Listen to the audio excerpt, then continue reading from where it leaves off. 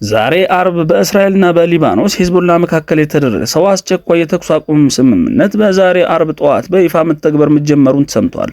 በተኩስ አቁሙ ዋዜማ በሊባኖስና በእስራኤል በኩል ከባድ ጉዳቶች መመዝገባቸውና ጠቅላይ ሚኒስትር ቤንያሚን ኔታንያሁም በራሳቸው በኩል የሰጡት ማስጠንቀቂያ አለ።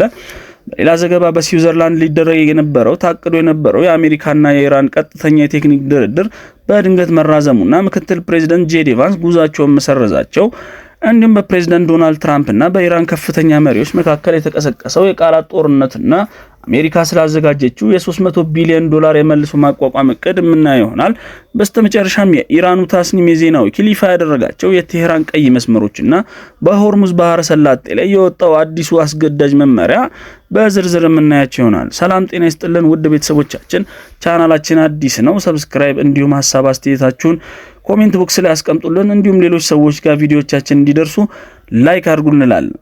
ወደ ዝርዝር መረጃው ስናመራ በመካከለኛው ምስራቅ ለቀናት ቀጥሎ የነበረው ከባድ ውጊያ ዛሬ አርብ ጠዋት ጋብ ማለቱ ተረጋግጧል። ሲቢኤስ ኒውስ ሶስተኛ ከፍተኛ ዲፕሎማቶችን ጠቅሶ እንደዘገበው እስራኤልና የሊባኖስ ታጣቂ ቡድን ሂዝቦላ አስቸኳይ የተኩስ አቁም ስምምነት ላይ ደርሷል። ይህ ስምምነት ሊደረስ የቻለው ፈረንሳይ በፈጠረችው ከፍተኛ ዲፕሎማሲያዊ ጫና መሆኑ ታውቋል ሲልም ገልጿል። የፈረንሳይ የውጭ ጉዳይ ሚኒስትር ዣን ኖኤል ባሮት ዋሽንግተን በእስራኤል ላይ ያላትን ተጽዕኖ በመጠቀም ጥቃቱን እንድታስቆምና ሁለቱም ወገኖች በቅርቡ የተፈረመውን የአሜሪካና የኢራን የኢስላማባድ ስምምነት እንዲያከብሩ በይፋ ጥሪ አቅርበው ነበር። ሆኖም ግን ይህ የተኩስ አቁም ከመታወጁ ጥቂት ሰዓታት በፊት በሁለቱም ወገኖች በኩል ከፍተኛ የተባባሰ ጥቃት ተመዝግበው ነበር።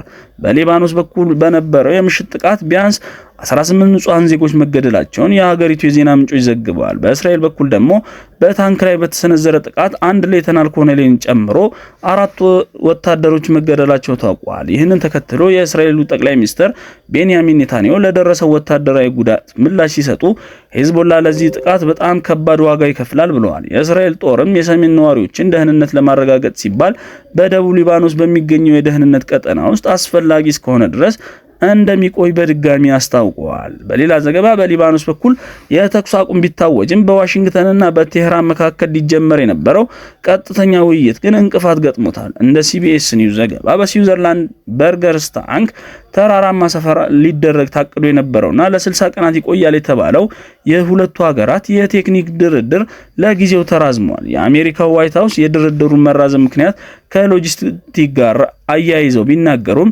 የውስጥ ምንጮች ግን ነገሩ ከዚህ የተለየ መሆኑን ይናገራሉ። የኢራን ባለስልጣናት ውይይቱን ለጊዜው ያቋረጡት በእስራኤል ጥቃትና በጠቅላይ ቤንያሚን ኔታንያሁ ቀስቃሽ መግለጫዎች የተነሳ መሆኑ ተገልጿል። በዚህም ምክንያት ምክትል ፕሬዚደንት ጄዲ ቫንስ ወደ ጄኔቫ ሊያደርጉት የነበረው ከፍተኛ ጉዞ በይፋ ተሰርዟል።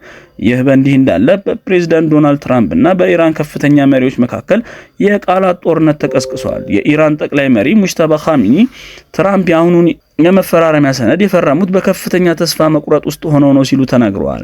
ፕሬዝዳንት ትራምፕ በበኩላቸው ይህን ክስ ውድቅ በማድረግ በትሩዝ ሶሻል ገጻቸው ባስተላለፉት መልእክት የተስፋ መቁረጥ ስሜት ውስጥ ያለችው ኢራን እንጂ እኛ አይደለንም፣ እነሱ በኢኮኖሚም ሆነ በፖለቲካ አብቅቶላቸዋል ሲሉ ምላሽ ሰጥተዋል።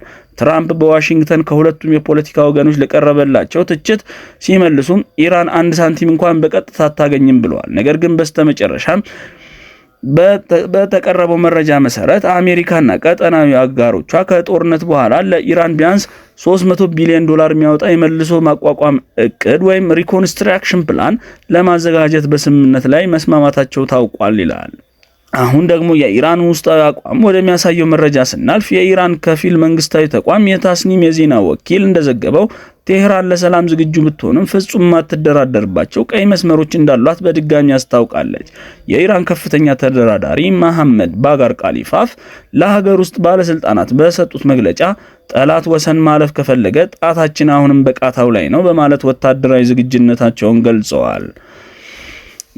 የታስኒም የዜና ወኪል ያወጣቸው ዋና ዋና ነጥቦች የሚከተሉትን ያካትታል። ኢራን የቬናውን የሰላም መርህ መሰረት በማድረግ የኒውክሌር መርሃ ግብሯን ለጦር መሳሪያ እንደማትጠቀም በድጋሚ ያረጋግጣለች። ይሁን እንጂ ማዕቀቦች ሙሉ በሙሉ እንዲነሱለትና የዩራኒየም ማበልጸግ ሂደቱ በዓለም አቀፍ የአቶሚክ ኢነርጂ ኤጀንሲ ቁጥጥር ስር ሆኖ እንዲቀጥል ትፈልጋለች። እስከ መጨረሻው ውል ድረስ ግን አሁን ያለውን የኒውክሌር ይዞታዋን እንደማትቀንስ አስታውቃለች። የሀገሪቱ የባሊስቲክ ሚሳኤል እና የድሮን ቴክኖሎጂ ደግሞ በፍጹም በድርድር ውስጥ የማይከተቱና የማይደራደሩባቸው ጉዳዮች መሆናቸው ታስኒም አስምሮበታል። የኢራን ከፍተኛ ደህንነት ምክር ቤት CSNSC ባወጣው መግለጫ አሜሪካ በአዲሱ መፈራረሚያ ሰነድ ላይ የተመለከቱትን ግዴታዎች የምትጥስ ከሆነ ኢራን አስቀድሞ በተዘጋጀ እቅድ መሰረት ፈጣንና ተመጣጣኝ የሆነ አጸፋዊ እርምጃ እንደምትወስድም አስጠንቅቀዋል። ፕሬዝዳንት መስዑድ ፔዜሽኪያን በበኩላቸው ዘላቂ ሰላም ሊመጣ የሚችለው በጋራ መከባበር ላይ የተመሰረተ ዲፕሎማሲ ሲኖር ብቻ መሆኑን ገልጸው ይህ ስምምነት አሜሪካና እስራኤል በኢራን ላይ ከፈቱትን ያልተገባ ጦርነት ለማቆም ትልቅ እርምጃ መሆኑን ጠቅመዋል። በተጨማሪም ታስኒም እንደገለጸው ኢራን በስምምነት ውስጥ በተደጋጋሚ የሊባኖስን ስም ያካተተችው የሄዝቦላን ደህንነትና የሊባኖስን ሙሉ ሉዓላዊነት ለማረጋገጥ መሆኑ ዘግበዋል። ወደ መጨረሻው መረጃችን ስናልፍ ይህ ስምምነት ከተፈረመ በኋላ በዓለም አቀፉ የንግድና የባህር መስመር ላይ ከፍተኛ መነቃቃት ታይቷል።